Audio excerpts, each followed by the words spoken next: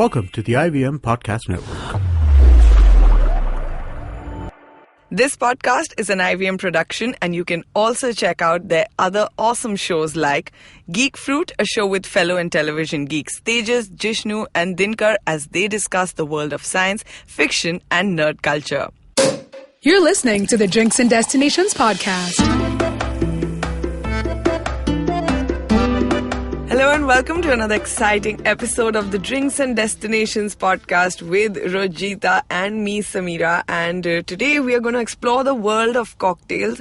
It's going to be a very exciting episode, and something I think which has never happened before is happening. Two world-renowned, really popular guests who have never gone together, and I think in the world of cocktail we would call them kings, are in our studio together, yes, right? Absolutely. That's true. And we have the cocktail king, Dimitri Lezinska, and the globe-trotting acclaimed mixologist, Tim Judge. Yes. So to introduce our first guest, Dimitri Lezinska, he's also known as Dimi. He's born and raised in Paris and is currently living in Mumbai.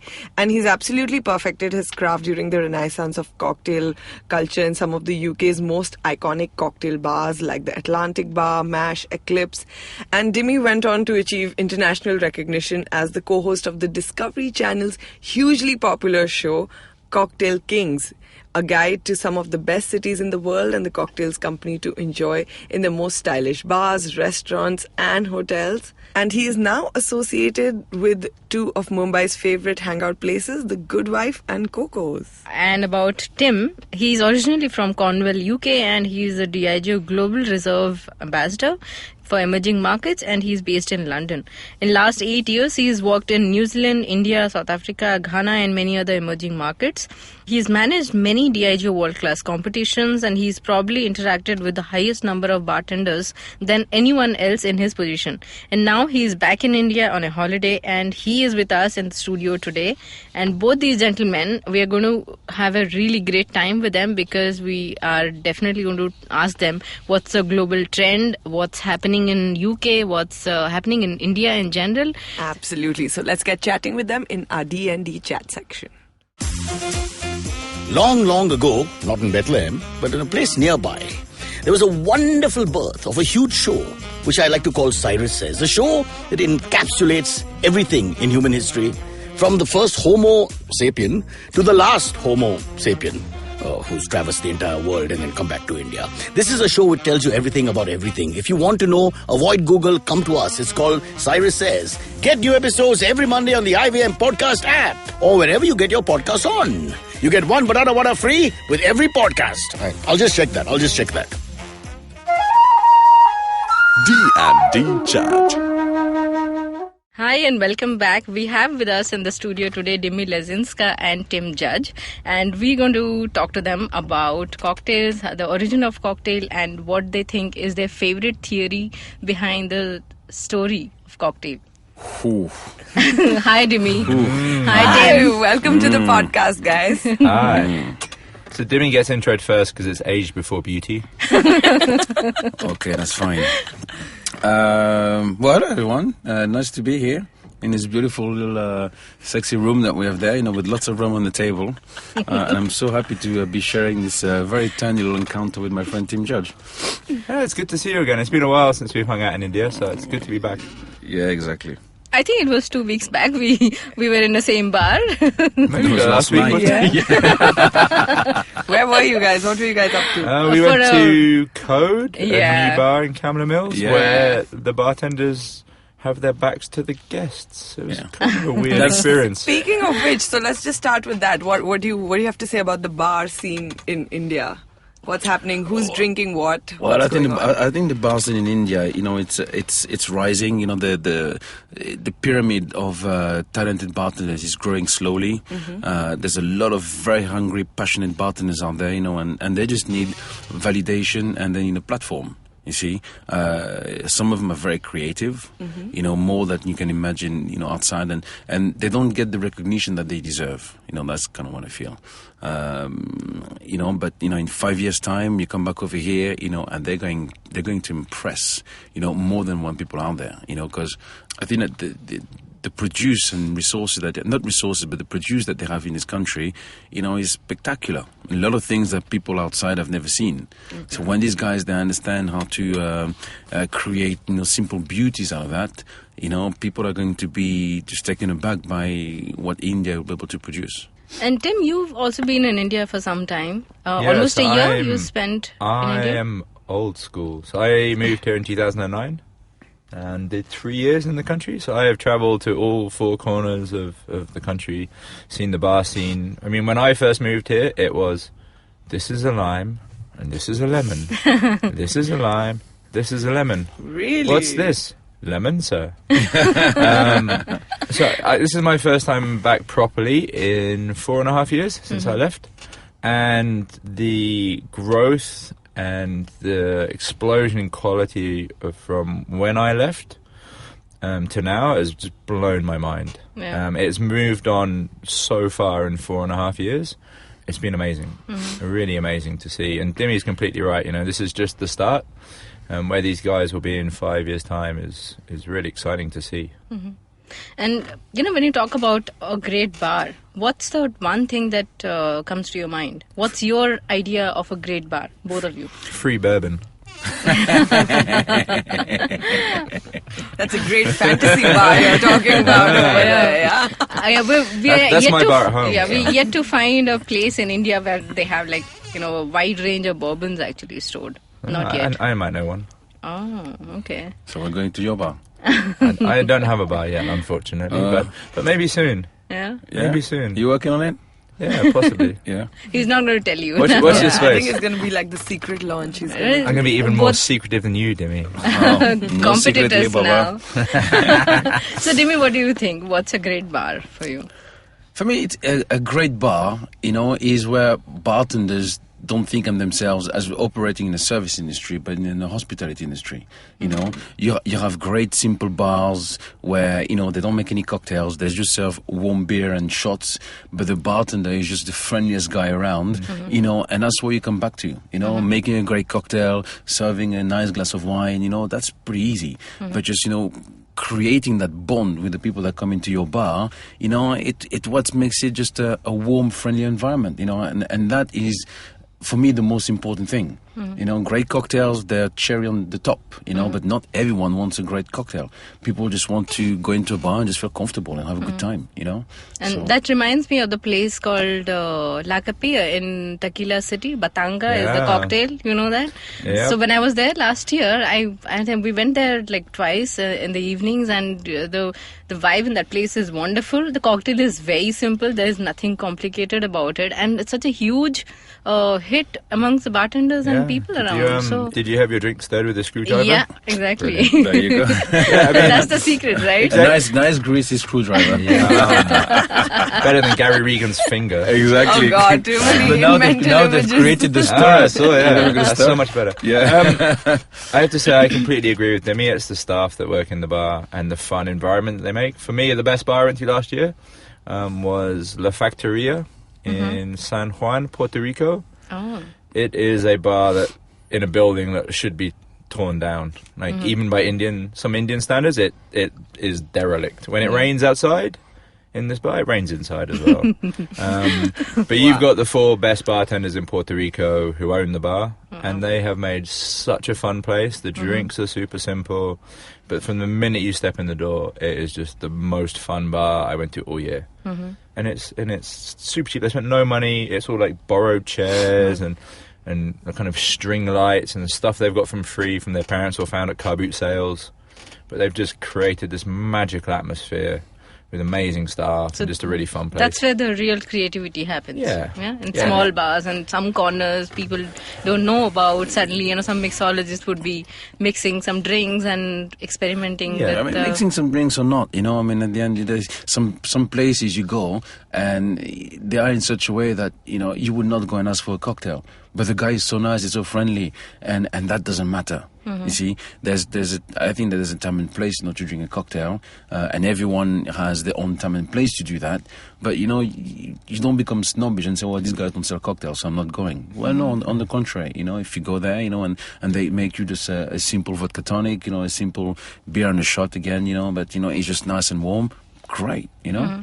You know, I totally agree with him there. Like, now when you think about it in retrospect, when we go out to the bars with our friends and everything, you usually want to go to the place where the guy knows you at the bar, or where he's going to help you out with, oh, no, try this, I know you like that. So I think it's the whole experience. And I think it's the personal connection with the exactly, bartender because as everybody's out there to have fun, and they want to feel good. And if there's a bartender looking out for you, why not? Or the really hot bartender. Especially About that. You know, but that I think, you know, is the biggest step, you know, that bartenders in India they face, because they tend to be just a little, you know, they haven't been given, you know, the confidence to talk to people, you know, and from, you know, they come from villages, you know, outside here, you know, some guys take 3 days, you know, to reach his village, you know, so, and when they come and work, you know, in 5-star hotels or in high-end kind of standalones, you know, and they have to interact with people, you know, who have traveled the world 6 times over, you know, they feel intimidated, they don't really know what to say. So their approach is just only transactional.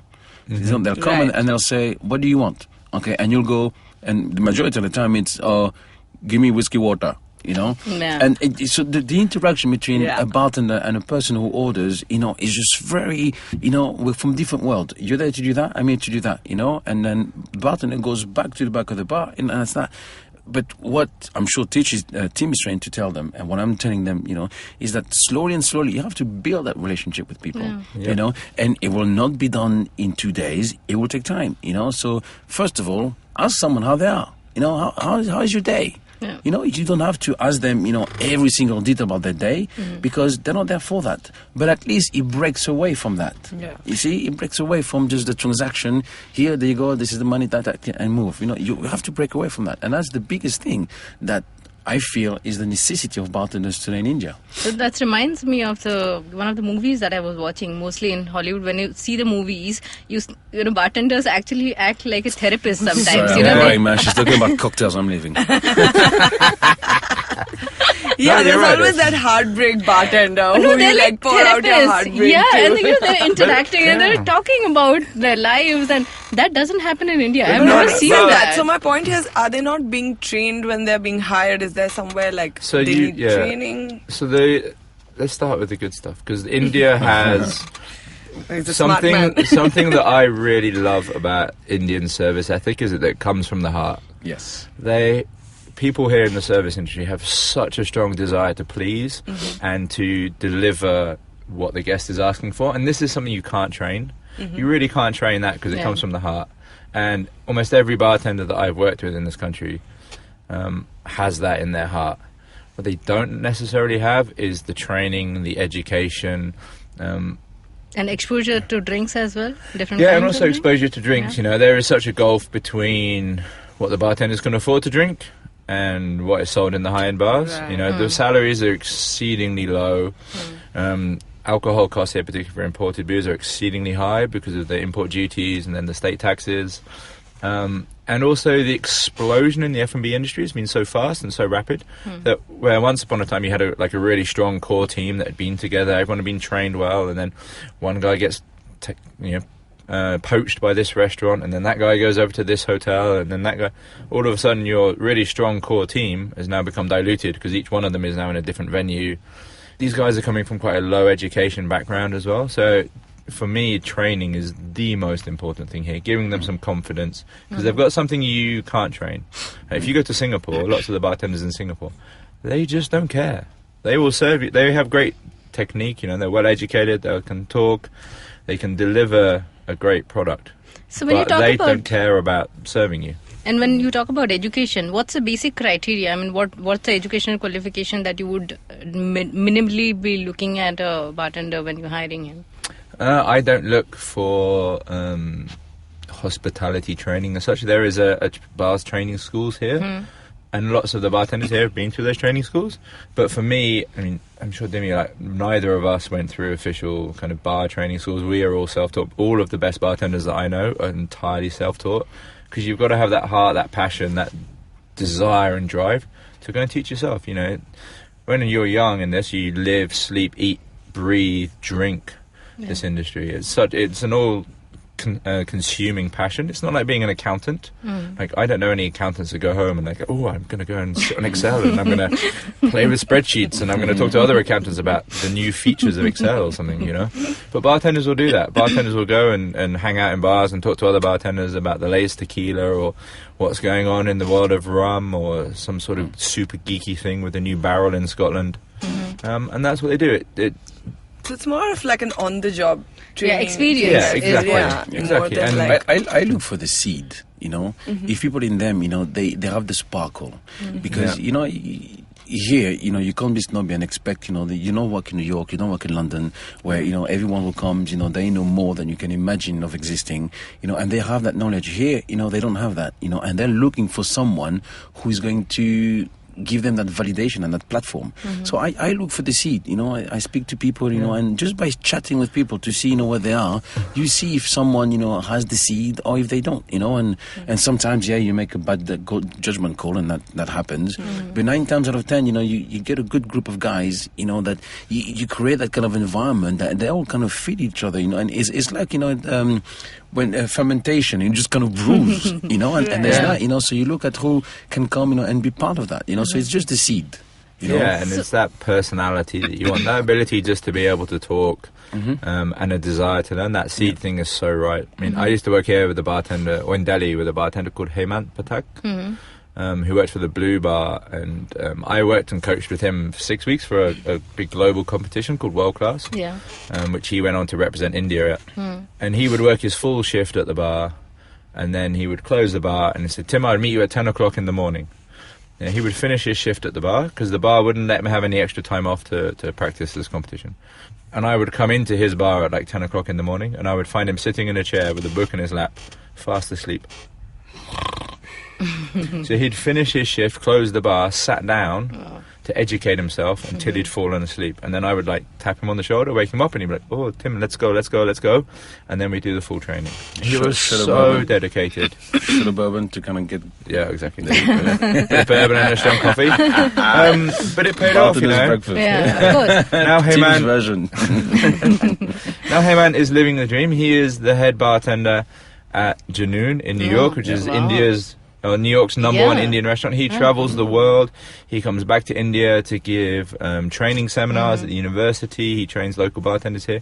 He is such an inspiration to the local bartenders. Absolutely. And that's another thing. There are a lot of very talented bartenders from India in the last few years who have actually gone out of the country and working in fabulous bars all over the world, which is incredible. Yeah, Devendra Saigal in Hong Kong, and you know the bar which is being nominated again as one of the number 26. 26, so 50 best bars in Asia. So I think it was all started by probably the smallest bartender in India. Yeah. Mr. Ajit Bose. Yeah, Rojita. Yes, I know Rojita. Yeah, when I came here in 2009, you know, the cocktail scene was very, very young, and when I started asking people, like, you know, is there anyone here that knows anything about cocktails? Everyone said, I think Ajit. he was the only one Ajit. at the time. Yeah. Exactly, I remember that. And not only is he a great bartender and a really good guy, he is someone that you can go and speak to the top bartenders around the world. You know, you got Alex Cretainers, your guys in America, and he is known as the Prince of India. He is so well respected in the industry and so loved. Yeah. He really put India on the map, and then people like Hemant and Devendra, Varun Sadakar has done great as well. Jeet Rana in recent times. I saw him perform in a competition in Miami, and I've never seen an India bartender be so funny. He had a room of 200 people just in stitches the whole time. Wow. And that for me was a kind of a big moment as well, to see an Indian bartender have an incredible personality, be such a showman, and just be able to hold a whole room in the palm of his hand and make them laugh. It was brilliant. That's great. So now, Dimi, we're talking about the cocktail scene all over the world. Hold on to his chair. He's going to run off if we talk about cocktails. but he's the cocktail king, you know, so we have to talk about that as well. I'm sure he did. Yeah. So a couple of years back, I turned on my TV and suddenly I saw this man, doing some interesting cocktails, and that would have been Colin, yeah. Discovery Channel, Cocktail Kings. And a few years down the line, we see you in India. So how did Cocktail Kings happen? Well, cocktail was really funny though, because years ago we were sitting down. We were doing lots of events with Colin, and in London. And one day there was the Music of Black Origin Awards at the Royal Albert Hall, and we were just working with a friend, and we set up the bar. And they said, okay, well, when the setup is finished, everyone has to leave. So like, wow, man, we've just been setting this whole thing up. We're not leaving. We're going to watch the show. We're going to watch the show.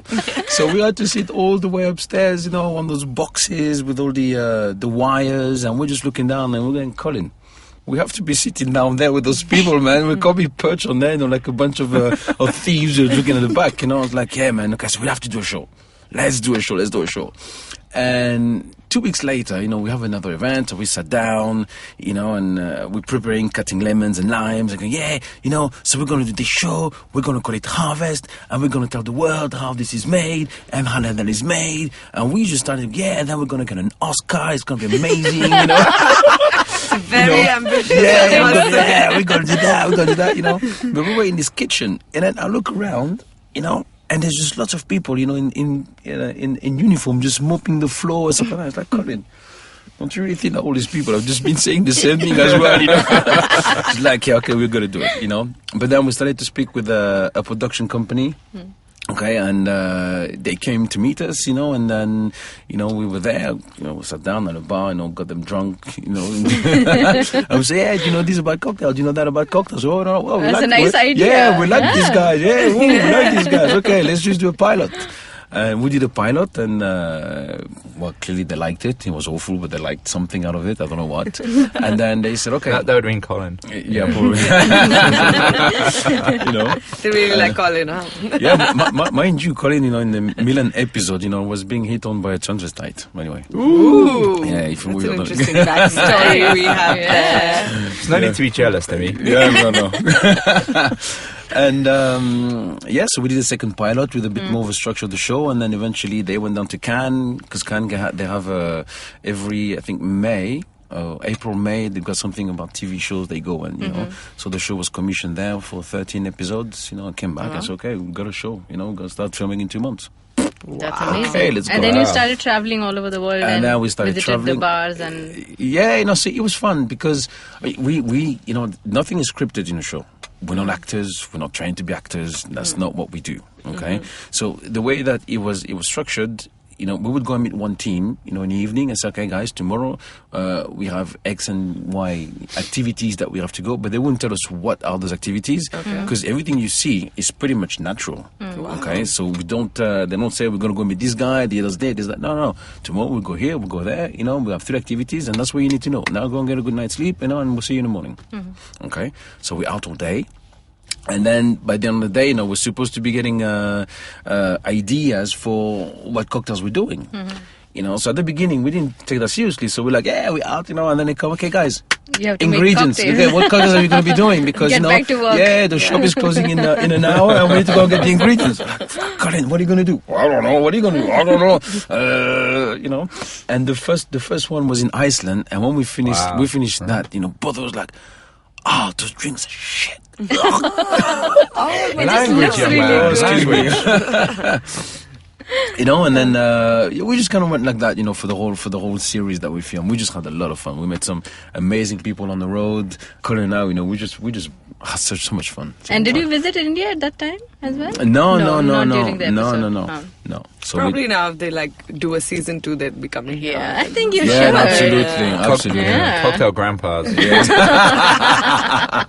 But seriously though, it was a really important show because it was the first time that many of us had seen kind of a real show about cocktails with real people from the industry that we knew and we recognized. And still today, you talk to young bartenders and Dimi, that Mr. Dimi from Cocktail Kings.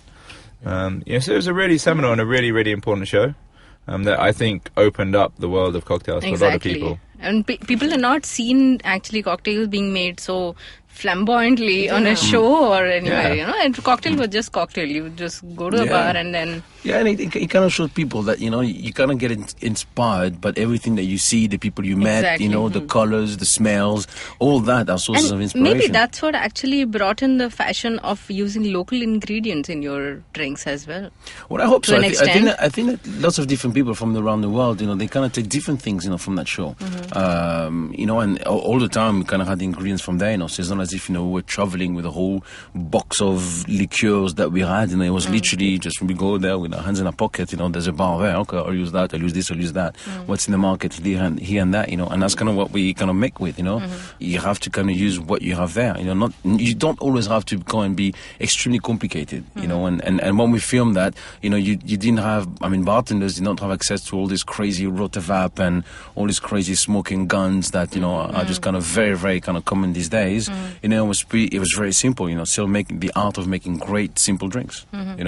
So, and Dimi, you associated with a lot of, you are in contact with a lot of bars and restaurants in London as well. And what's UK drinking right now? What's the favorite drink? The UK drinking scene is really interesting. London is probably the most important city in the world right now when it comes to drinking. It really does set the trends for a lot of other places. All of the really exciting places right now, the places that local bartenders in London are getting excited about, have gone back to simple drinks, moving away from kind of like the ostentatious over-the-top garnishing. It's just super simple, nice and clear, lots of clarification going on, some nice clear drinks going on right now. Lots of kind of interesting stuff going on back of house. So there's lots of prep work with, rotovab, centrifuges, sous vide, lots of cooking techniques coming in, but it's all happening before the bar opens and you're pre-prep. So then when the drinks come out, they're super simple, like simple garnishing, big ice cube, nice and clear, and that's what everyone's getting really excited about right now. And fast service. And any favorite spirit of the moment right now? Gin is still big, but I think gin is kind of, the gin craze in London is starting to slow down. Yeah. It's picking up in India, difficult, right? Because you have one bar and you see 15 people a day, with a new gin. Yeah, it's like there's the new distillery in London, and now they're trying to break the world record for the most number of gins. And they're looking like they want to have 2,000 gins or something. Really? Oh my god! Dimi will probably laugh, but I think American whiskey is really on the rise. Yeah. We've seen it growing exceedingly fast over the last 5 years, and it's now reaching a really big tipping point. So I think it's a really exciting time for London. I think the bar scene has really started to mature now. There's lots of really exciting new openings. So Tony Canigliaro from 69 Colbert Row has opened a new place called Untitled. Rich Hunt, a good friend of ours, and the host of Drinks Tube. His place opens next week, I think, or the week after, called the Mink Gun Club. East London's where it's at, so it's all kind of Dalston, further east than Shoreditch right now, so Dalston, Stoke Newington, Bethnal Green.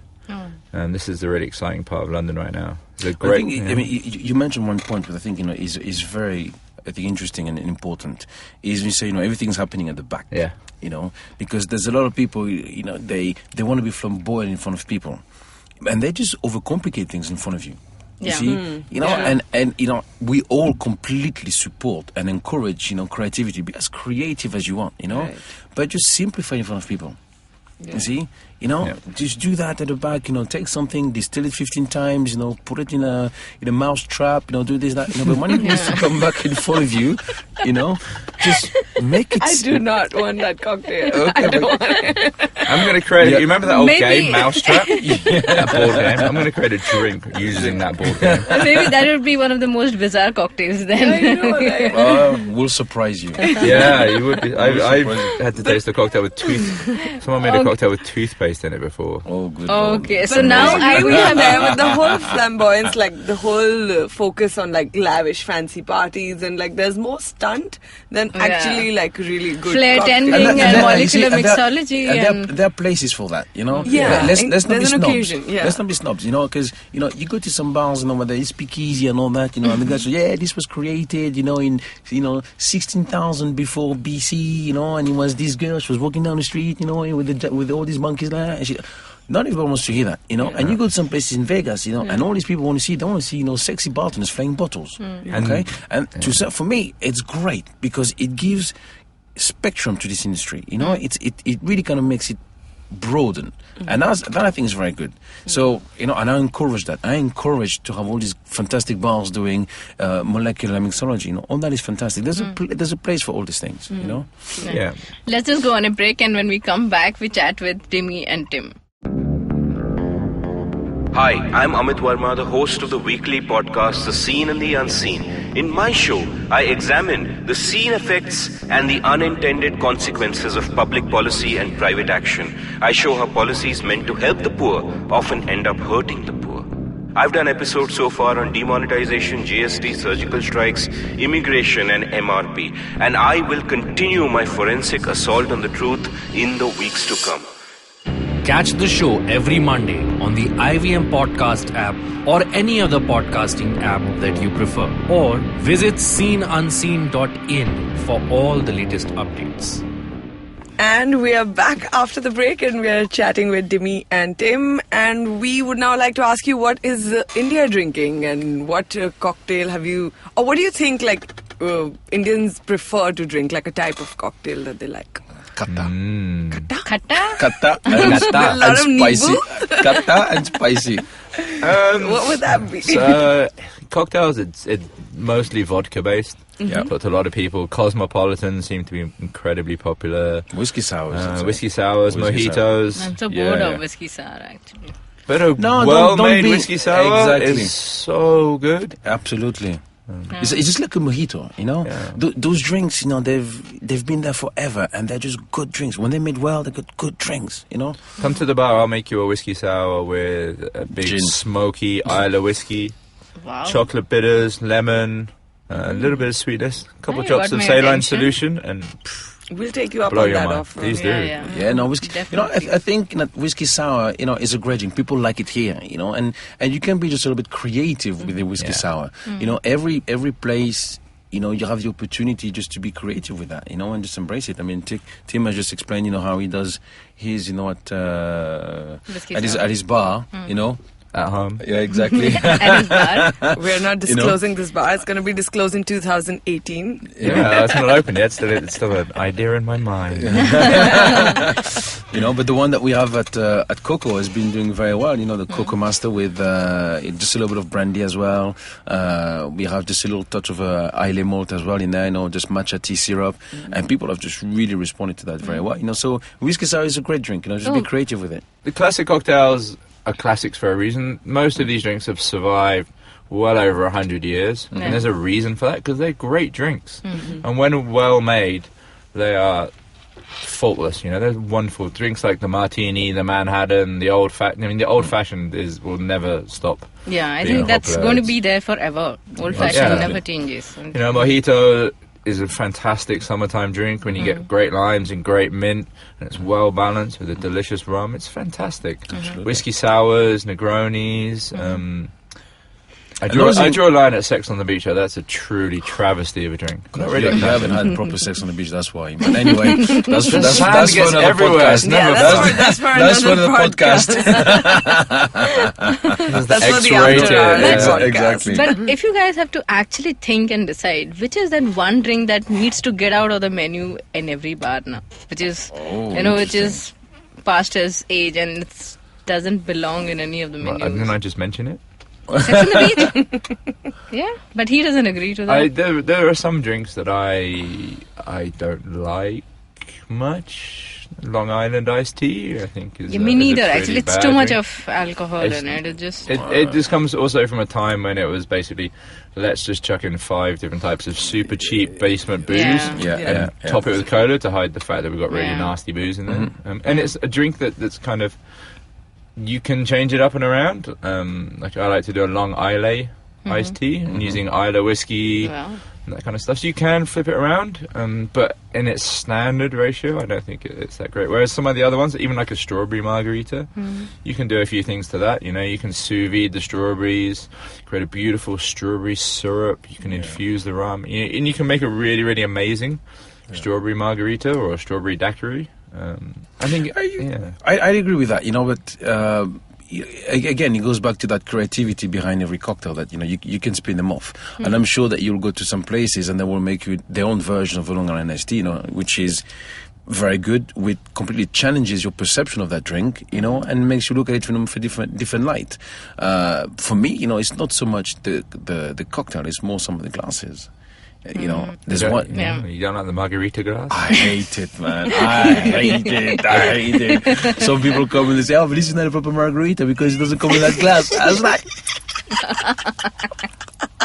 you know. Yeah, I usually, if I go and consult or start working about, I will smash every margarita glass in the place. Exactly. Wow, there's some I'll say, hating with a passion. I am not walking into your bar until you're getting rid of these ones. But why? They're great.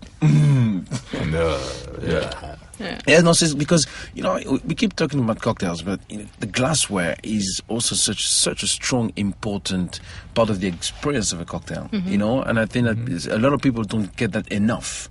You see, some bartenders, they go through great lengths to get some really amazing glassware, because when you have that drink, you know, in that glass with that garnish and all that, just that, it takes you away. You know, it takes you somewhere else, you know. And it doesn't have to be the most expensive glass. It just has to be something that fits with the essence of whatever cocktail you want to serve, you know. Yeah. You know, as simple as that, you know. And for me, that margarita glass doesn't crack it for me. Yeah, it's like walking into a restaurant and they serve the food on, like, disposable plastic plates and plastic cutlery. You know, your impression is like, this isn't going to be a great meal. But if you walk in, there's beautiful cutlery, gorgeous handmade crockery and plateware that really fits the food and the style of the restaurant. You know, it gives you a great first impression, and first impressions, as we all know, are the most important. It's really hard to bring someone back from a bad first impression. And what about Prohibition era cocktails and tiki cocktails and all that? Do you think they're going to... Should we break a myth? Like, Prohibition was rubbish for cocktails. Yeah, tell us about that. Because a lot of bars are surviving on that. Yeah, but all these guys are like, tiny, man. Prohibition, those places were racked up with people just going absolutely crazy. You know, there was nothing about it. You know? Booze was super illicit, made at home. It was garbage, nonsense, rubbish. I know. It was, you know, you go to all these places, it's nothing what we've been told today, you know. The only place you could get good booze is from your doctor. In the US, because what they did, because they amalgamated all of the kind of American, the bourbon stocks and the rye whiskey stocks together, and the only people who were allowed to administer booze legally were doctors. So you could go to your doctor and go, doctor, I've broken my leg. And you go, oh, that's terrible. You write your prescription for this bottle of 18-year-old bourbon. It won't fix your leg, but you'll feel much better for a while. And then the hangover will completely distract you from your broken leg. Oh, wow. Yeah. And next week, you know, you've broken the other leg. Or this time I want a 25-year-old maybe. Yeah, exactly. but that was the case, you know. The warehouses were full of aging stocks of bourbon. And the only people who could administer it were doctors. But, I mean, recently a lot of bars and restaurants, they have come up with the Prohibition era special menus all over the world, and then they are... I think it's great, you know, because of course, you know, the Great Gatsby and all that, you know, in terms of, not specifically for the drinks, but more in terms of the Roaring Twenties, you know, what they meant for people, you know. It's more the spirit of that era that you want to bring forward. You see, and now what we have today, we have the ability, you know, to improve cocktails from around that era, make them fit within that period. You see, so in terms of lifestyle, you know, and all that, you know, people back then, they probably wish that they were drinking the cocktails of that we're doing today. Right? Exactly. You know? So it's putting the two together, you know. And when we talk about Prohibition, you automatically think of America, even though Prohibition happened in a lot of countries.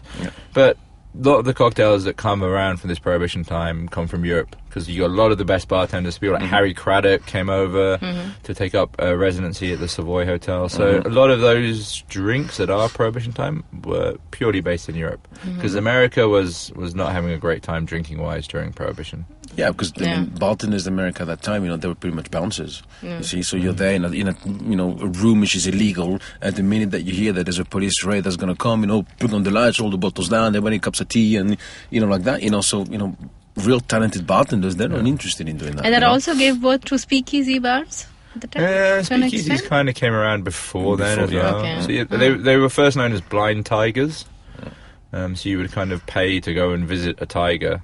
You're like, I'm going to go and pay and visit a tiger, and then your alcohol came free. Yeah, all this stuff came before the blind pig. You know? Okay. So. And what's the most favorite cocktail name that you have come across, besides the classics, of course? because bartenders get really innovative. Is this PG or not PG? It's a name, then we just...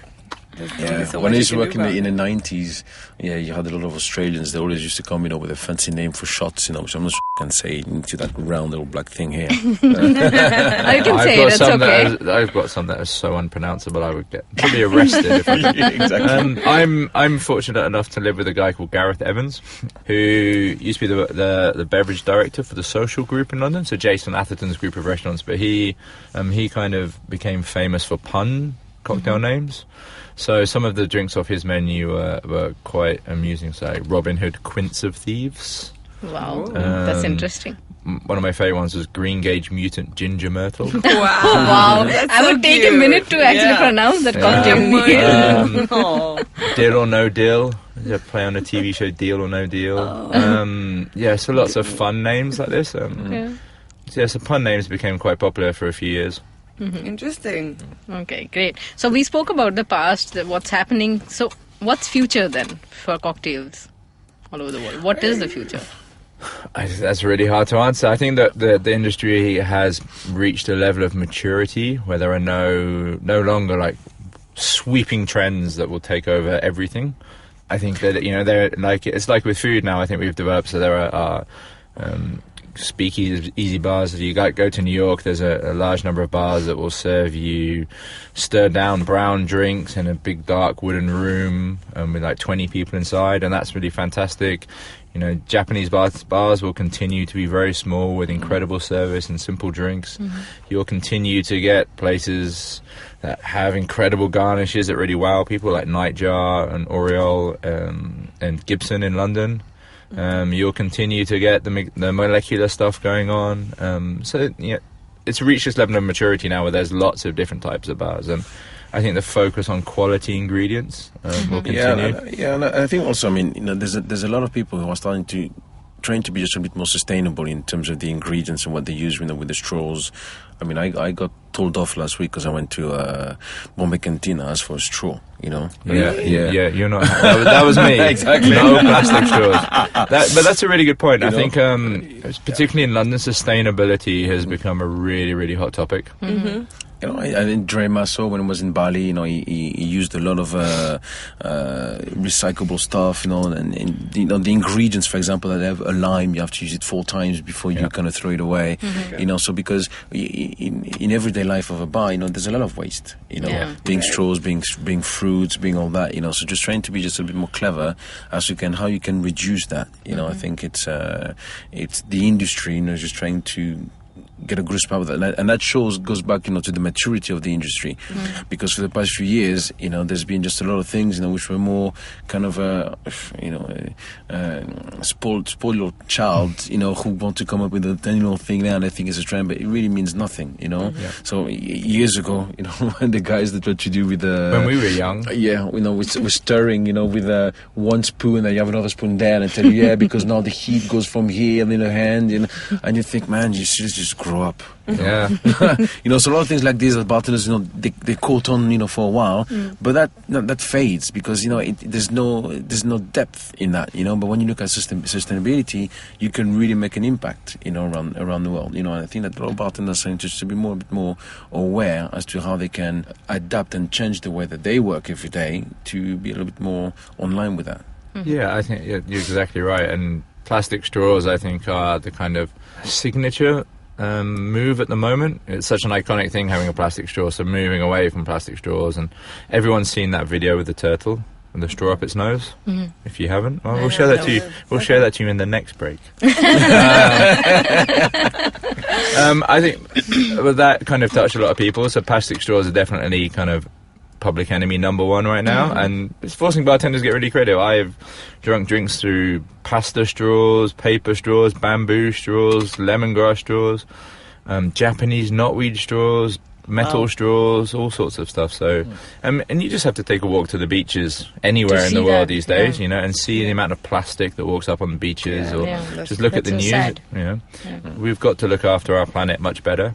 And having these like disposable, one-off uses plastic stuff. Like you see bartenders tasting drinks with plastic straws. It's like, I tasted 3 mils from this drink and I throw it in the bin. And that will end up in the ocean. It will end up in bits inside fish or birds, and eventually it'll end up inside us.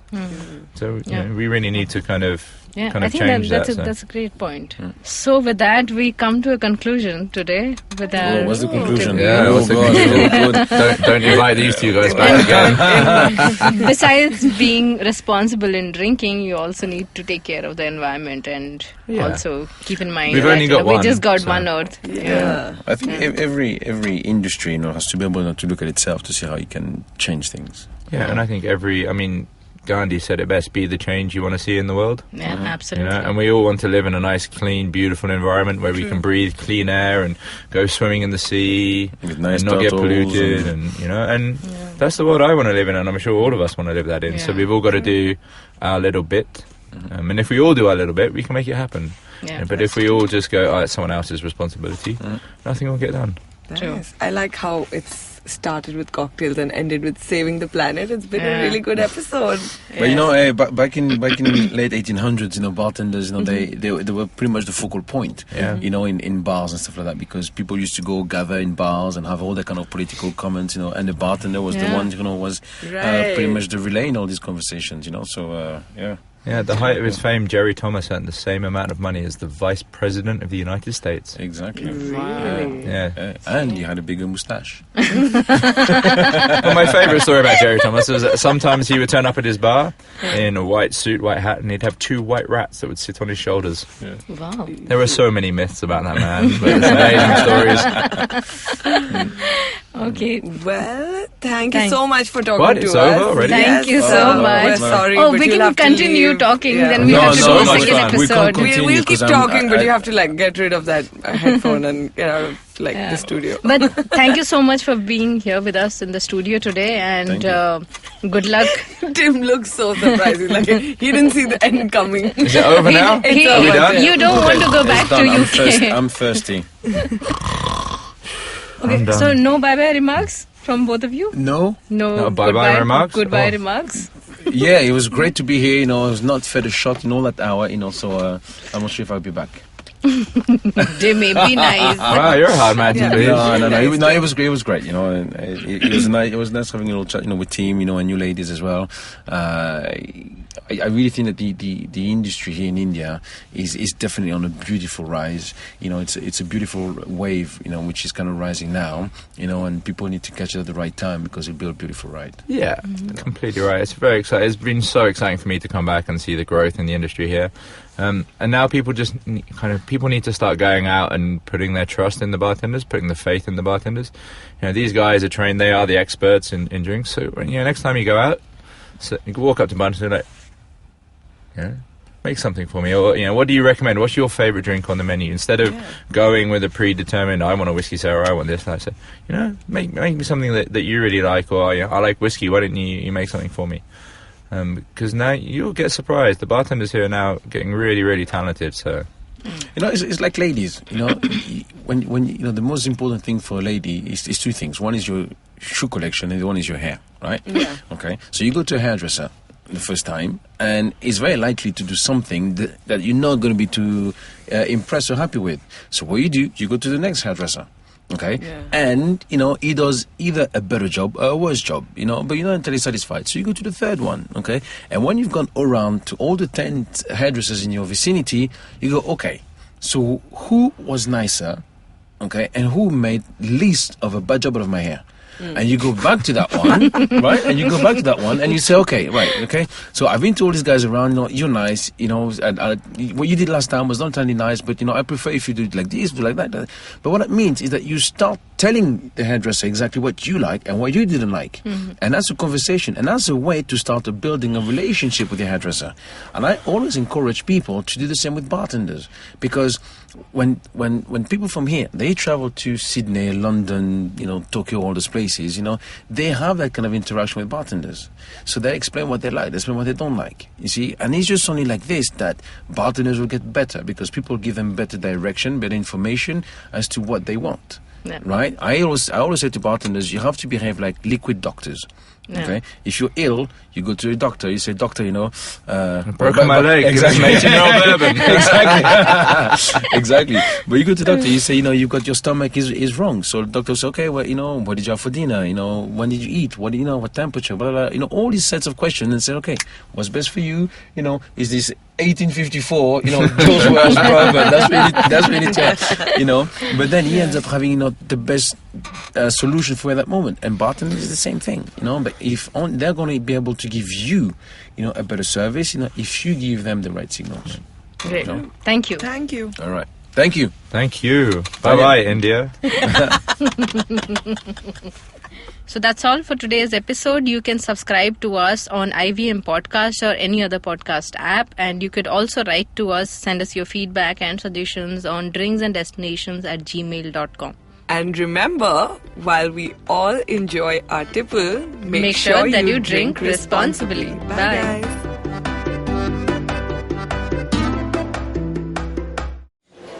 Excuse me भैया, excuse me, बोलिए madam. Menu में क्या है? Menu में scene unseen है, podcast है, on course है, Cyrus है, made in India, rediscovery project, empowering series, sex wax है, IVM लाइक्स है, सिंप्लीफाइड है, कीपिंग इट क्वियर है, ड्रिंक्स एंड डेस्टिनेशंस है, माय नेबर सकरबर्ग है और द फन गराज है। आपको क्या चाहिए? एक बार रिपीट कर देंगे क्या? रिपीट नहीं करता हम। आप जाओ IVMpodcast.com पे और सुनो ये सब, या फिर डाउनलोड करो उनका ऐप, सब आपकी उंगलियों पे।